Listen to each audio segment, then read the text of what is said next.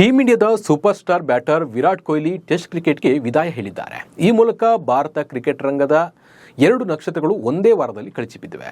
ರೋಹಿತ್ ಶರ್ಮಾ ಮೊದಲು ಟೆಸ್ಟ್ ಕ್ರಿಕೆಟ್ಗೆ ವಿದಾಯ ಹೇಳಿದರೆ ಈಗ ವಿರಾಟ್ ಕೊಹ್ಲಿ ಸಹ ಟೆಸ್ಟ್ ಕ್ರಿಕೆಟ್ನಿಂದ ದೂರ ಸರಿದಿದ್ದಾರೆ. ಈ ಹಿಂದೆ ಅಶ್ವಿನ್ ಟೆಸ್ಟ್ ಕ್ರಿಕೆಟ್ಗೆ ಗುಡ್ ಬೈ ಹೇಳಿದ್ರು. ಹೀಗೆ ಒಬ್ಬರ ಹಿಂದೆ ಒಬ್ಬರು ಟೆಸ್ಟ್ ಕ್ರಿಕೆಟ್ಗೆ ಗುಡ್ ಬೈ ಹೇಳಲು ಆಸ್ಟ್ರೇಲಿಯಾವೇ ಕಾರಣ. ಒಂದು ಪ್ರತಿಷ್ಠಿತ ಸರಣಿ ಸೋಲು ಇದೀಗ ಟೀಂ ಇಂಡಿಯಾದ 3 ದಿಗ್ಗಜರ ಕ್ರಿಕೆಟ್ ಕೆರಿಯರ್ ಅಂತ್ಯಗೊಳ್ಳಲು ಕಾರಣವಾಗಿದೆ. ಆಸ್ಟ್ರೇಲಿಯಾದಲ್ಲಿ ನಡೆದ ಬಾರ್ಡರ್ ಗವಾಸ್ಕರ್ ಟೆಸ್ಟ್ ಸರಣಿಯೇ ಕೊಹ್ಲಿ, ರೋಹಿತ್ ಶರ್ಮಾ, ಅಶ್ವಿನ್ ಟೆಸ್ಟ್ ಕ್ರಿಕೆಟ್ಗೆ ವಿದಾಯ ಹೇಳೋದಕ್ಕೆ ಕಾರಣ. ಅದು ಹೇಗೆ ಅನ್ನೋದನ್ನು ಹೇಳ್ತೀನಿ. ನಾನು ನಿಮ್ಮ ಶಿವರಾಜ್ ಬಾಣಂಕಿ. ನೀವು ಸುದ್ದಿ ಅನ್ನೋದ ಸಬ್ಸ್ಕ್ರೈಬರ್ ಆಗೋದನ್ನು ಮರಿಬೇಡಿ.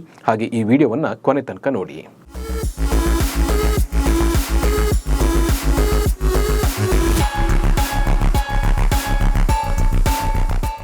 ಬೌನ್ಸಿ ಪಿಚ್ಗಳಲ್ಲಿ ತಮ್ಮ ಕಲಾತ್ಮಕ ಬ್ಯಾಟಿಂಗ್ ಮೂಲಕ ಎದುರಾಳಿಗಳನ್ನು ಕಾಡ್ತಾ ಇದ್ದ ವಿರಾಟ್ ಕೊಹ್ಲಿ ಆಟ ಇನ್ನು ಟೆಸ್ಟ್ ಕ್ರಿಕೆಟ್ನಲ್ಲಿ ಕಾಣುವುದು ಅಸಾಧ್ಯ. ಇವರು ಈಗಾಗಲೇ T20 ಕ್ರಿಕೆಟ್ಗೂ ವಿಶ್ವಕಪ್ ಗೆದ್ದ ಬಳಿಕ ವಿದಾಯ ಹೇಳಿದರು. ಈಗ ಟೆಸ್ಟ್ ಕ್ರಿಕೆಟ್ಗೂ ವಿದಾಯ ಹೇಳಿದ್ದು ವಿರಾಟ್ ಕೊಹ್ಲಿ ಇನ್ನು ಭಾರತದ ಪರ ಏಕದಿನ ಫಾರ್ಮೆಟ್ನಲ್ಲಿ ಮಾತ್ರ ಕಾಣಿಸಿಕೊಳ್ಳಲಿದ್ದಾರೆ. ರೋಹಿತ್ ಶರ್ಮಾ ಕೂಡ ಟೆಸ್ಟ್ಗೆ ವಿದಾಯ ಹೇಳಿದ್ದಾರೆ. ಅಲ್ಲದೆ ಡಿಸೆಂಬರ್ 18ರಂದು ಟೀಂ ಇಂಡಿಯಾದ legendary spin bowler Ravichandran Ashwin ಅವರು ಅಂತಾರಾಷ್ಟ್ರೀಯ ಕ್ರಿಕೆಟ್ಗೆ ವಿದಾಯ ಘೋಷಿಸಿದ್ದಾರೆ. ಆಸ್ಟ್ರೇಲಿಯಾ ವಿರುದ್ಧ ನಡೆದ 3ನೇ ಟೆಸ್ಟ್ ಪಂದ್ಯವು ಡ್ರಾನಲ್ಲಿ ಅಂತ್ಯಗೊಂಡ ಬೆನ್ನಲ್ಲೇ ಅನುಭವಿ ಸ್ಪಿನ್ನರ್ ಈ ನಿರ್ಧಾರ ತೆಗೆದುಕೊಳ್ಳುವ ಮೂಲಕ ಅಭಿಮಾನಿಗಳಲ್ಲಿ ಅಚ್ಚರಿಯನ್ನು ಮೂಡಿಸಿದರು. ನೋಡಿ, ಈ 3 ಜನ ವಿದಾಯದ ಹಿಂದೆ ಇರೋದು ಆಸ್ಟ್ರೇಲಿಯಾ ಕ್ರಿಕೆಟ್. ಅದು ಹೇಗೆ ಅನ್ನೋದನ್ನು ನೋಡ್ತಾ ಹೋಗೋಣ ಬನ್ನಿ.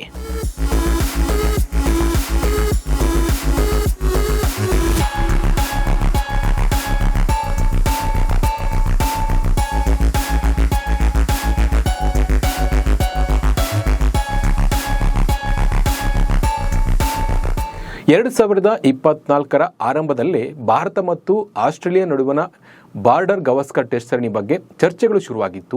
ಈ ಚರ್ಚೆಗೆ ಮುನ್ನುಡಿ ಬರೆದಿದ್ದು ಆಸೀಸ್ ಸ್ಪಿನ್ನರ್ ನಾಥನ್ ಲಿಯಾನ್. ಈ ಬಾರಿ ನಾವು ಭಾರತ ತಂಡವನ್ನು ಬಗ್ಗು ಬಡಿದೇ ಬಡಿತೀವಿ ಎಂಬ ಹೇಳಿಕೆ ಭಾರಿ ಸದ್ದನ್ನು ಮಾಡಿತ್ತು. ಇತ್ತ ನಾಥನ್ ಲಿಯಾನ್ ಹೇಳಿಕೆಗೆ ಬ್ಯಾಟ್ ಬಾಲ್ ಮೂಲಕವೇ ಉತ್ತರ ನೀಡಲು ಟೀಂ ಇಂಡಿಯಾ ಸ್ಟಾರ್ ಆಟಗಾರರು ಸಜ್ಜಾಗಿದ್ರು. ಅದರಂತೆ ಡಿಸೆಂಬರ್ ತಿಂಗಳಲ್ಲಿ ಬಾರ್ಡರ್ ಗವಾಸ್ಕರ್ ಟೆಸ್ಟ್ ಸರಣಿ ಶುರುವಾಯಿತು. ಮೊದಲ ಪಂದ್ಯದಲ್ಲೇ ಆಸೀಸ್ ಪಡೆಯನ್ನು ಟೀಂ ಇಂಡಿಯಾ ಹೀನಾಯವಾಗಿ ಸೋಲಿಸಿತು. ಈ ಗೆಲುವಿನೊಂದಿಗೆ ಭಾರತೀಯ ಆಟಗಾರರು ಲಿಯಾನ್ ಹೇಳಿಕೆಗೆ ಪ್ರತ್ಯುತ್ತರವನ್ನು ನೀಡಿದರು. ಭಾರತದ ಪವರ್ ಏನು ಅನ್ನೋದನ್ನು ಮೊದಲ ಪಂದ್ಯದಲ್ಲಿ ಮಾತ್ರ ತೋರಿಸಿದ್ರು. ಆದರೆ ಒಂದೇ ಪಂದ್ಯಕ್ಕೆ ನಾವು ತೃಪ್ತಿ ಪಡಬೇಕು, ಹಾಗೆ ಮಾಡಿತ್ತು ಆಸೀಸ್ ಪಡೆ. ಇದಾದ ಬಳಿಕ ಟೀಂ ಇಂಡಿಯಾ ಒಂದೇ ಒಂದು ಪಂದ್ಯವನ್ನು ಗೆದ್ದಿರಲಿಲ್ಲ. ಪಂದ್ಯ ಗೆಲ್ಲಲು ಆಸ್ಟ್ರೇಲಿಯನ್ನರು ಒಂದೇ ಒಂದು ಅವಕಾಶವನ್ನು ಟೀಂ ಇಂಡಿಯಾಗೆ ನೀಡಿರಲಿಲ್ಲ. ಇದರ ನಡುವೆ ಬೌಲರ್ಗಳು ಮೊಣಚಿನ ದಾಳಿಯನ್ನು ಮರೆತರು, ಆಸೀಸ್ಗೆ ರನ್ ಅನ್ನು ಬಿಟ್ಕೊಟ್ರು, ಬ್ಯಾಟರ್ಗಳು ರನ್ ಗಳಿಸಲು ಪರದಾಡಿದ್ರು. ಪರಿಣಾಮ ಈ 5 ಪಂದ್ಯಗಳಿಂದಲೇ ಟೀಂ ಇಂಡಿಯಾ 3 ಸ್ಟಾರ್ ಆಟಗಾರರು ಕೆರಿಯರ್ ಕೊನೆಗೊಳ್ಳುವಂತೆ ಮಾಡಿದೆ. ಅಂದರೆ ಟೆಸ್ಟ್ ಕೆರಿಯರ್ ಕೊನೆಗೊಳ್ಳುವಂತೆ ಮಾಡ್ತು. ಹೌದು, ಬಾರ್ಡರ್ ಗವಾಸ್ಕರ್ ಟೆಸ್ಟ್ ಸರಣಿ ಬಳಿಕ ಟೀಂ ಇಂಡಿಯಾದ 3 ಆಟಗಾರರು ನಿವೃತ್ತಿಯನ್ನು ಘೋಷಿಸಿದ್ದಾರೆ. ಈ 3 ದಿಢೀರ್ ನಿವೃತ್ತಿ ಘೋಷಿಸಿದ್ದಾರೆ ಅನ್ನೋದೇ ಇಂಟ್ರೆಸ್ಟಿಂಗ್. ಭಾರತದ ಪರ ವರ್ಷಗಳ ಕಾಲ ಆಡಿದ್ರು ಈ 3 ದಿಗ್ಗಜರು ವಿದಾಯ ಪಂದ್ಯವಿಲ್ಲದೆ ಟೆಸ್ಟ್ ಕೆರಿಯರ್ಗೆ ವಿದಾಯವನ್ನು ಹೇಳಿದ್ದಾರೆ. ಮೊದಲು ವಿದಾಯ ಹೇಳಿದ ರವಿಚಂದ್ರನ್ ಅಶ್ವಿನ್ 2024-25ರ ಬಾರ್ಡರ್ ಗವಾಸ್ಕರ್ ಟೆಸ್ಟ್ ಸರಣಿಯ 3ನೇ ಪಂದ್ಯದ ಬಳಿಕ ಟೀಂ ಇಂಡಿಯಾದ ಅನುಭವಿ ಸ್ಪಿನ್ನರ್ ರವಿಚಂದ್ರನ್ ಅಶ್ವಿನ್ ಅವರು ನಿವೃತ್ತಿಯನ್ನು ಘೋಷಿಸಿದರು. ಈ ಸರಣಿಯ 2ನೇ ಪಂದ್ಯದಲ್ಲಿ ಕಣಕ್ಕಿಳಿದಿದ್ದ ಅಶ್ವಿನ್ 18 ಓವರ್ಗಳಲ್ಲಿ ಪಡೆದಿದ್ದು ಕೇವಲ 1 ವಿಕೆಟ್ ಮಾತ್ರ. ಇದುವೇ ಅವರ ಕೊನೆಯ ಟೆಸ್ಟ್ ಪಂದ್ಯವಾಗಿ ಬಿಟ್ಟಿತ್ತು. ಭಾರತ ತಂಡದ ಪರ ಇದು ನನ್ನ ಕೊನೆಯ ದಿನವಾಗಿದೆ. ಟೀಂ ಇಂಡಿಯಾದ ಜೊತೆಗಿನ ಸುದೀರ್ಘ ಬಾಂಧವ್ಯವನ್ನು ಕಳೆದುಕೊಳ್ಳುತ್ತಿರುವುದಕ್ಕೆ ನನ್ನ ಮನಸ್ಸಿಗೆ ಸ್ವಲ್ಪ ಮಟ್ಟಿಗೆ ನೋವಾಗಿದೆ. ಆದರೆ ಕ್ಲಬ್ ಕ್ರಿಕೆಟ್ನಲ್ಲಿ ನಾನು ಮುಂದುವರಿಸುತ್ತೇನೆ ಎಂದು ಅಶ್ವಿನ್ ತಿಳಿಸಿದರು. ಟೆಸ್ಟ್ ಕ್ರಿಕೆಟ್ನಲ್ಲಿ ಅಪ್ರತಿಮ ಬೌಲರ್ ಆಗಿ ಗುರುತಿಸಿಕೊಂಡಿದ್ದ ಅಶ್ವಿನ್ ಭಾರತಕ್ಕೆ ಹಲವು ICC ಆಯೋಜಿತ ಟ್ರೋಫಿಗಳನ್ನು ಗೆದ್ದುಕೊಡುವಲ್ಲಿ ತಮ್ಮದೇ ಆದ ಕೊಡುಗೆಯನ್ನು ನೀಡಿದರು. 2011ರಲ್ಲಿ ಭಾರತ, ಶ್ರೀಲಂಕಾ, ಬಾಂಗ್ಲಾದೇಶ ಜಂಟಿ ಆತಿಥ್ಯದಲ್ಲಿ ಆಯೋಜನೆಗೊಂಡಿದ್ದ ಏಕದಿನ ವಿಶ್ವಕಪ್ ಕೇವಲ 2 ಪಂದ್ಯಗಳಲ್ಲಿ 4 ವಿಕೆಟ್ ಪಡೆದು MS ಧೋನಿ ಸಾರಥ್ಯದ ಟೀಂ ಇಂಡಿಯಾ ಚಾಂಪಿಯನ್ ಪಟ್ಟ ಅಲಂಕರಿಸಲು ಕೊಡುಗೆಯನ್ನು ನೀಡಿದರು. ಟೆಸ್ಟ್ ಕ್ರಿಕೆಟ್ನಲ್ಲಿ ಕನ್ನಡಿಗ ಅನಿಲ್ ಕುಂಬ್ಳೆ ನಂತರ ಅತಿ ಹೆಚ್ಚು ವಿಕೆಟ್ ಪಡೆದ 2ನೇ ಬೌಲರ್ ಆಗಿ ಗುರುತಿಸಿಕೊಂಡಿದ್ದಾರೆ ಅಶ್ವಿನ್. 106 ಟೆಸ್ಟ್ ಪಂದ್ಯಗಳಿಂದ 3503 ರನ್ ಹಾಗೂ 537 ವಿಕೆಟ್ ಪಡೆದಿದ್ದಾರೆ. 116 ಏಕದಿನ ಪಂದ್ಯಗಳಿಂದ 707 ರನ್ ಹಾಗೂ 65 ವಿಕೆಟ್ ಅನ್ನು ಪಡೆದಿದ್ದಾರೆ. T20 ಪಂದ್ಯಗಳಿಂದ 184 ರನ್ ಹಾಗೂ 72 ವಿಕೆಟ್ ಅನ್ನು ಪಡೆದಿದ್ದಾರೆ. ರೋಹಿತ್ ಶರ್ಮಾ ಟೆಸ್ಟ್ಗೆ ವಿದಾಯ ಹೇಳಿದ್ದೇಕೆ? 2024-25 ಬಾರ್ಡರ್ ಗವಾಸ್ಕರ್ ಟೆಸ್ಟ್ ಸರಣಿಯಲ್ಲಿ ರೋಹಿತ್ ಶರ್ಮಾ 3 ಪಂದ್ಯಗಳಲ್ಲಿ ಕಣಕ್ಕಿಳಿದಿದ್ರು.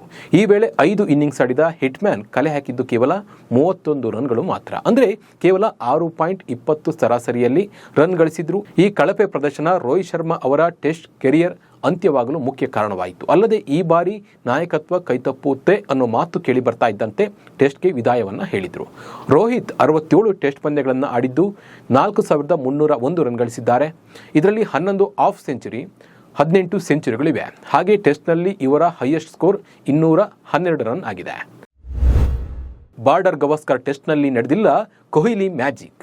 2024-25 ಬಾರ್ಡರ್ ಗವಾಸ್ಕರ್ ಟೆಸ್ಟ್ ಸರಣಿಯ ಮೊದಲ ಪಂದ್ಯದಲ್ಲಿ 105 ರನ್ ಬಾರಿಸಿದ್ದ ವಿರಾಟ್ ಕೊಹ್ಲಿ ಆ ಬಳಿಕ 4 ಮ್ಯಾಚ್ಗಳಿಂದ ಕಲೆ ಹಾಕಿದ್ದು ಕೇವಲ 85 ರನ್ಗಳು ಮಾತ್ರ. ಅದರಲ್ಲೂ ಆಫ್ ಸ್ಟಂಪ್ನಲ್ಲಿ ವಿಕೆಟ್ ಕೈ ಚೆಲ್ಲುವ ಮೂಲಕ ಕೊಹ್ಲಿ ಬ್ಯಾಟಿಂಗ್ ಮರೆತಂತೆ ಭಾಸವಾಗ್ತಾ ಇದ್ರು. ಇದೀಗ ಇಂಗ್ಲೆಂಡ್ ವಿರುದ್ಧದ ಸರಣಿಗೂ ಮುನ್ನ ವಿರಾಟ್ ಕೊಹ್ಲಿ ಟೆಸ್ಟ್ ಕ್ರಿಕೆಟ್ಗೆ ವಿದಾಯ ಹೇಳಿದ್ದಾರೆ. ಟೆಸ್ಟ್ ಕ್ರಿಕೆಟ್ನಲ್ಲಿ 10,000 ರನ್ ಪೂರೈಸದೆ ವಿರಾಟ್ ಕೊಹ್ಲಿ ನಿವೃತ್ತಿಯನ್ನು ಘೋಷಿಸಿದ್ದಾರೆ. ಹೀಗಾಗಿ ಟೆಸ್ಟ್ ಕ್ರಿಕೆಟ್ನಲ್ಲಿ ಮಾಸ್ಟರ್ ಬ್ಲಾಸ್ಟರ್ ಸಚಿನ್ ತೆಂಡೂಲ್ಕರ್ ಅವರ ದಾಖಲೆಯನ್ನ ಮುರಿತಾರೆ ಎಂಬ ನಂಬಿಕೆ ಇಟ್ಟುಕೊಂಡಿದ್ದ ಅಭಿಮಾನಿಗಳ ಕನಸು ಭಗ್ನವಾಗಿದೆ. ಟೆಸ್ಟ್ ಕ್ರಿಕೆಟ್ನಲ್ಲಿ ಸಚಿನ್ ತೆಂಡೂಲ್ಕರ್ ಅವರು 200 ಪಂದ್ಯಗಳಿಂದ 15,921 ರನ್ ಕಲೆ ಹಾಕಿದ್ದಾರೆ. ಅದರಲ್ಲಿ 51 ಶತಕಗಳು ಮತ್ತು 68 ಅರ್ಧ ಶತಕಗಳಿವೆ. ಇದೇ ವೇಳೆ ವಿರಾಟ್ ಕೊಹ್ಲಿ ಅವರು 123 ಪಂದ್ಯಗಳಿಂದ 9,230 ರನ್ ಗಳಿಸಿದ್ದಾರೆ. ಅಂದರೆ ಬಾರ್ಡರ್ ಗವಾಸ್ಕರ್ ಟೆಸ್ಟ್ ಸರಣಿಯಲ್ಲಿ ವಿಫಲರಾಗಿದ್ದ 3 ದಿಗ್ಗಜ ಕ್ರಿಕೆಟಿಗರು ಬ್ಯಾಕ್ ಟು ಬ್ಯಾಕ್ ನಿವೃತ್ತಿ ಘೋಷಿಸಿದ್ದು ಕ್ರಿಕೆಟ್ ಪ್ರೇಮಿಗಳಿಗೆ ನಿರಾಸೆಯನ್ನು ಮೂಡಿಸಿದ್ದಾರೆ.